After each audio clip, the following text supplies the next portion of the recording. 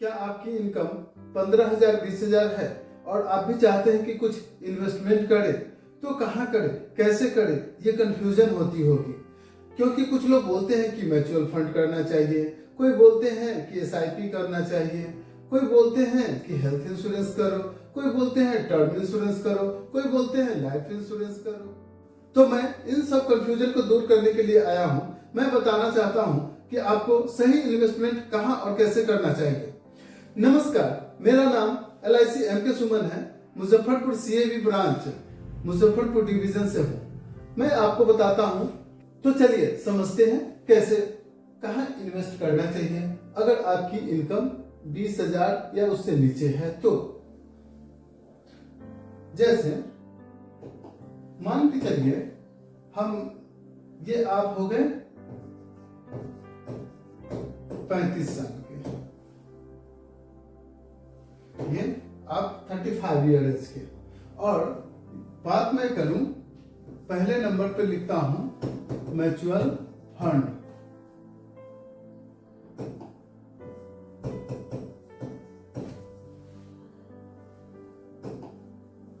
दूसरे नंबर पे मैंने लिखा टर्म इंश्योरेंस,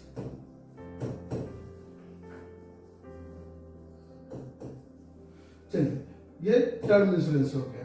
और तीसरे नंबर पे मैंने लिखा हेल्थ इंश्योरेंस।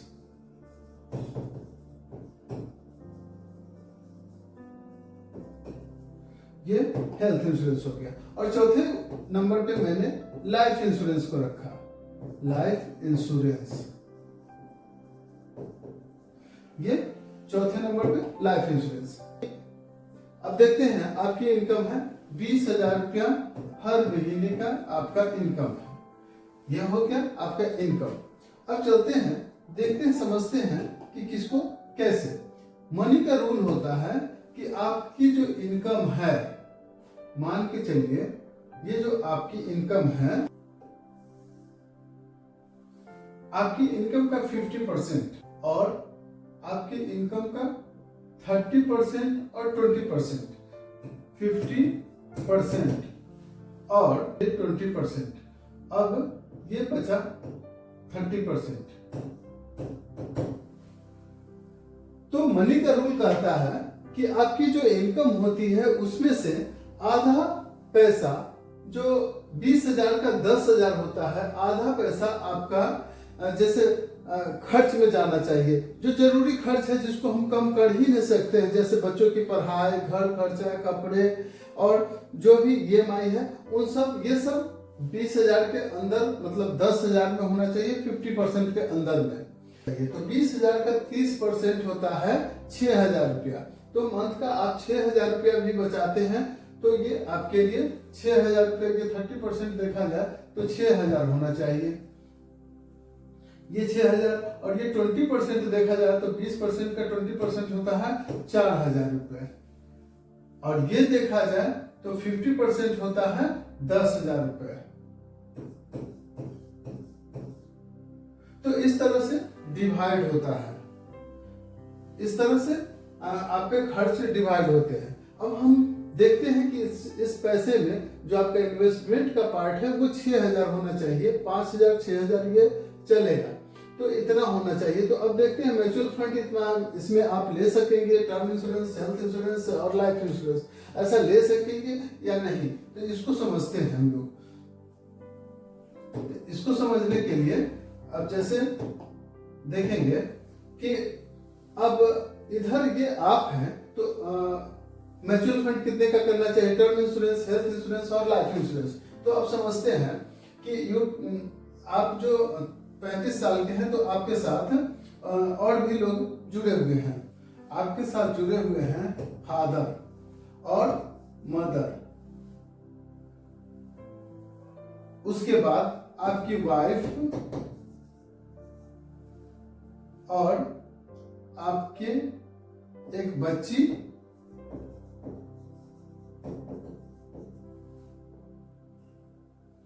और एक आपका छोटा बेटा।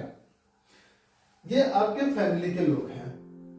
अब देखेंगे कि चूंकि आप 35 साल के हैं तो आपके साथ आपकी वाइफ भी है, बेटी भी है और आपका बेटा भी है और गार्जियन भी है आपके, मम्मी पापा, फादर मदर। तो अब देखेंगे अगर मैं बात करूं कि हेल्थ इंश्योरेंस की, तो हेल्थ इंश्योरेंस में मैं देखूं तो इसमें कितना प्रीमियम लगने वाला है।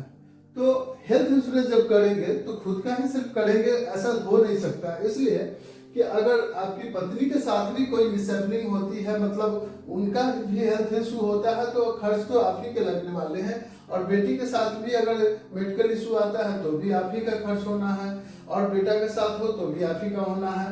हो सकता है कि आपके गार्जियन का, मम्मी पापा का पेंशन हो सके तो उसमें चल सकता है। तो ऐसे स्थिति में 4 लोगों का जब इंश्योरेंस कवर होता है तो कम से कम प्रीमियम होता है सालाना 30,000 रुपए आते हैं इन लोगों का, चारों का लेके, पति पत्नी और 2 बच्चे के साथ। तो महीने का हो गया, महीने का 2,500 रुपया ये आपका हेल्थ इंश्योरेंस में जाना है। और टर्म इंश्योरेंस की भी बात करें तो अगर आप जैसे ही 20,000 रुपया और या फिर उसके नीचे इनकम करते हैं तो हो सकता है आपके पास ITR होगा तो भी टर्म इंश्योरेंस मिल सकता है, नहीं तो टर्म इंश्योरेंस ऐसे नहीं मिलता है। या फिर कोई आपका सैलरी स्लिप होगा तो ये सब रिक्वायरमेंट लगते हैं LIC पॉलिसी लेने में। पॉलिसी टर्म इंश्योरेंस हो तो उसमें ये निश्चित रूप से लगेगा, अगर आपके पास उपलब्ध है तो ले सकते हैं। लेकिन टर्म इंश्योरेंस होता कितने का है, अगर देखा जाए तो 20,000 आपका मंथली इनकम है तो कम से कम 40 लाख का इंश्योरेंस कवर होना चाहिए। 40 लाख का इंश्योरेंस कवर लेने के लिए कम से कम ईयरली देखा जाए तो 16,000 से 20,000 रुपए प्रीमियम गिरते हैं। मैं एक कैलकुलेशन के लिए 20 का 18,000 पकड़ता हूँ, मतलब महीने का 1,500 रुपए। तो 1,500 रुपए महीने अगर टर्म इंश्योरेंस में आता है तो यहाँ मैं नोट कर देता हूँ, ये हो गया 1,500 रुपए। अब देखते हैं कि म्यूचुअल फंड में आप कितना बचाएंगे, कितना जमा करेंगे। तो देखा जाए तो अब आपके लिए जो 30% इन्वेस्टमेंट का जगह था, जिसमें से 1,500 और 2,500 तो 4,000 इधर ही हो गए, और ये 2,000 रुपए महीना बचे आपके म्यूचुअल फंड के लिए। अब आप मुझे समझाइए कि सिर्फ 2,000 रुपया जो बच रहे हैं यही तो आपके रिटर्न आने वाले हैं, बाकी टर्म इंश्योरेंस क्या रिटर्न आएगा? ये हेल्थ इंश्योरेंस में अगर कोई हेल्थ इशू नहीं हुआ तो क्या ये रिटर्न आएगा? तो देखते हैं कि ये 4,000 रुपए जो जाएंगे आपके, वो बिना रिटर्न वाले फंड में जाएंगे जहां से रिटर्न होना नहीं है, और ये सिर्फ 2,000 जो जाएंगे वही कभी डबल होके वापस आना है या ट्रिपल होके वापस आना है। तो लेकिन आपके साथ जो लायबिलिटी जुड़ी हुई है वो एक बच्चे की पढ़ाई और बेटिया की शादी, ये क्या आप समझते हैं कि 2,000 रुपये महीना और मतलब साल का हो गया 24,000 रुपये, और 24,000 साल का हो गया, और 10 साल चला है तो 2,40,000, 20 साल का 4,80,000 रुपये जमा हो गया। लेकिन आप मुझे समझाइए 4,80,000 के बदले भले ही 10 लाख क्यों ना मिले, तो अब क्या होगा? तो 10 लाख में क्या आपकी बच्ची की शादी हो सकेगी या बेटे की पढ़ाई हो सकेगी? और चूंकि ये पैसा जो जा रहा है आपका टर्म इंश्योरेंस और हेल्थ इंश्योरेंस के लिए, तो ये सब तो रिटर्न होना ही नहीं है। तो इसको ऐसे देखेंगे, अगर मुझे खूब भूख लगी हुई है तो बहुत सारे लोग आइसक्रीम भी खाते हैं। तो आइसक्रीम तब खाया जाता है जब आप पूर्ण रूपेण पेट आपका भरा हुआ है, खाना खा चुके हैं, आपकी जरूरत का सामान हो चुका है सब कंप्लीट, तब जाके आप आइसक्रीम खाते हैं वो। तो लेकिन जब भूख लगी हो तो डायरेक्ट हम आइसक्रीम नहीं खाते हैं। तो ऐसे ही इसको भी समझना है। तो एक अब लाइफ इंश्योरेंस की बात करें तो इसमें क्या है, अगर ये सारे पैसे अगर लाइफ इंश्योरेंस में जमा कर दिए गए होते तो क्या क्या हो सकता है, इन चीजों को हम लोग समझते हैं। तो जैसे देखा जाए कि लाइफ इंश्योरेंस में तो ये तीनों पैसे को क्या करें, 4,000 और 2,000, 6,000 रुपया, 6,000 रुपये हम लोग क्या करेंगे, लाइफ इंश्योरेंस में अगर जमा करते हैं तो क्या हो सकता है, समझने की ये बात है। आप लोग इसको ऐसे समझ सकते हैं। तो ये 6,000 को हम इन सब में ना डाल के इसमें अगर डालते हैं तो इसका क्या क्या हो सकता है। चलिए उसके लिए भी थोड़ा सा समझ लेते हैं कि क्या हो सकता है। प्रीमियम कैलकुलेटर है, तो यहाँ से हम कैलकुलेट करके देखते हैं कि कितना रिटर्न आने वाला है उसी 6,000 को बचा के। तो देखते हैं, नाम आपका कुछ भी मैंने ऐड कर दिया, अमित, और आपका एज मैंने पकड़ा था 35, तो ये 35 एज हो गया। अब प्रीमियम के हिसाब से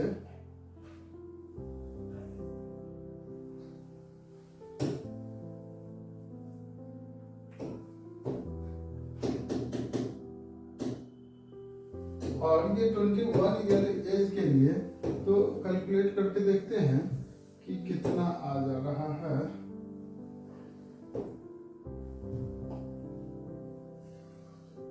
तो देखिए 6,194 रुपए करके अगर प्रीमियम हुआ मंथली, तो इसमें 15 लाख का इंश्योरेंस कवर मिल जा रहा है आपको। 15 लाख का इंश्योरेंस कवर ये नॉर्मल होगा और साल का 72,750 रुपए जमा होंगे। तो इसमें देखेंगे हम लोग कि ये 15 लाख का इंश्योरेंस कवर ये आपको नॉर्मल जो बेसिक सम एश्योर्ड है वो मिला, और इसमें एक्सीडेंटल रहेगा, ये इसका डबल हो जाता है। जैसे अगर एक्सीडेंट में डेथ होता है, एक्सीडेंट का मतलब होता है छत से गिरना, पानी में डूबना, सांप काटना, करंट लगना, ऐसा कुछ होता है तो उसको बोलते हैं एक्सीडेंटल। एक्सीडेंटल का मतलब सिर्फ रोड पे एक्सीडेंट होना ही नहीं होता है, गोली लगना भी एक्सीडेंटल माना गया है। लेकिन क्या कोई व्यक्ति बैंक रॉबरी करने गया और उसमें उसको गोली लग गई, तो क्या उसको डबल एक्सीडेंटल मिलेगा? जी नहीं, बिल्कुल नहीं। उसका खुद का पैसा भी होगा, वो भी जब्त हो जाएगा। तो खैर वो सब बातें छोड़िए। तो ये 15 लाख का सम हो गया, और इतने दिनों के बाद इनको बोनस अमाउंट मिलना है 14,49,000 रुपए, और उसके बाद फाइनल एडिशन बोनस भी होगा, तो ये 1,50,000 रुपए ये मिल रहे हैं। ये टोटल मैच्योरिटी अमाउंट देखा जाए तो 30,99,000 रुपए मिल रहे हैं। मतलब इन्होंने जमा किया टोटल 15,27,750 रुपए, और ये इनको मिलने जा रहे हैं 30,99,000, मतलब 31 लाख रुपए रिटर्न आएंगे 21 साल में। तो क्या इस पैसे से बिटिया की शादी नहीं हो जाएगी? अब बताइए कि ये 6,000 को मैं कहीं कहीं तोड़ के रखता तो क्या इतना अमाउंट बनता? नहीं। लेकिन इसमें क्या है, इसमें एक डिसेबिलिटी बेनिफिट भी होती है। इसमें सब कुछ कवर हो गया, मतलब आपका इंश्योरेंस कवर भी हो गया कि अगर मिसहैपनिंग होती है तो नॉर्मल 15 लाख, एक्सीडेंटल 30 लाख मिलेगा। अगर डिसेबिलिटी हो जाती है, दोनों पैर से विकलांग हो गए, आप कमाने लायक नहीं रहे, या फिर दोनों हाथ से विकलांग हो गए, या फिर दोनों आंखों से, वैसे स्थिति में आगे का कोई प्रीमियम नहीं भरा जाएगा। लेकिन क्या होगा कि 15 लाख का 10% 15,000 रुपए हर साल आते रहेगा उस मैच्योरिटी टाइम तक, और फिर जब मैच्योरिटी का टाइम होगा तो ये 30,99,000 रुपया ये भी मिलेगा, और प्रीमियम कोई भी बीच का जमा नहीं करना पड़ेगा। तो आप लोग खुद समझ सकते हैं। अब आप समझ गए होंगे कि 6,000 रुपया सिर्फ एक LIC के प्लान में लगाना चाहिए, हाँ, या फिर जो मैंने उस समय जो कैलकुलेट किया था हम लोगों ने उसमें लगाना चाहिए इसमें, क्योंकि ये जो पैसे हैं 1,500 और 2,500 ये रिटर्न आने वाले नहीं है। सिर्फ 2,000 रुपये ही तो बोनस मिलना है और इंटरेस्ट मिलना है, जो भी मिलना है वो 2,000 रुपये मिलने वाले हैं ना आपको। तो अगर आपकी इनकम 20,000 से नीचे है तो आप बेहिचक लाइफ इंश्योरेंस ले सकते हैं। 6,000 रुपये मंथली प्रीमियम के हिसाब से साल का 72,000 बच भी जाएगा, और आपका जो प्लान है वो कर सकते हैं। ये सब जो म्यूचुअल फंड और टर्म इंश्योरेंस, हेल्थ इंश्योरेंस की जो बातें आप सुनते हैं, ये भी खराब चीज नहीं है। म्यूचुअल फंड अच्छा रिटर्न देता है, ऐसा नहीं है कि नहीं, लेकिन आपके पास पैसे अतिरिक्त होंगे तब तो यहाँ टर्म इंश्योरेंस की बात करें तो ये मरने का प्लानिंग होता है, इसमें जीते जी कुछ नहीं मिलता है, अगर कोई मर गया तो मिलता है। लेकिन आपके साथ तो लायबिलिटी जुड़ी हुई है ना, कि बच्ची की शादी और बच्चे की पढ़ाई, ये दोनों है। तो इन सबको आप समझ सकते हैं और अपने हिसाब से कर सकते हैं। हाँ, ये सब भी मैं बोलूंगा कि ये सब भी आप कर सकते हैं, और कर तभी सकते हैं जब देखिए कि हेल्थ इंश्योरेंस में साल का 30,000 मिनिमम लगना है, टर्म इंश्योरेंस में भी 20,000 कम से कम लगना है साल का, और म्यूचुअल फंड तो आप अपने हिसाब से कर सकते हैं। लेकिन देखिए कि बिटिया की शादी में कितना पैसा लगना है और बच्चे के पढ़ाई में कितना पैसा लगना है, तो इन सबों को समझते हुए आप अपने हिसाब से कोई भी पॉलिसी करें तो कर सकते हैं। लेकिन मैं बताऊंगा कि आपको अगर आपकी इनकम 20,000 से कम है तो सबसे पहले आपको लाइफ इंश्योरेंस करना चाहिए, जिसमें आपको सुरक्षा भी मिल जाए और एक मैच्योरिटी भी मिल जाए, डिजेबिलिटी बेनिफिट भी मिल जाए। इससे और अधिक जानकारी के लिए मेरे दिए हुए नंबर पे आप संपर्क कर सकते हैं। मेरा नाम LIC MK सुमन, CAB ब्रांच मुजफ्फरपुर डिवीजन है। और ऐसे ही मैं और भी जानकारियां आपको साझा करता रहूंगा। इसके लिए मेरे चैनल को सब्सक्राइब कर ले, लाइक कर ले और बेल आइकन को दबा दें। धन्यवाद, नमस्ते।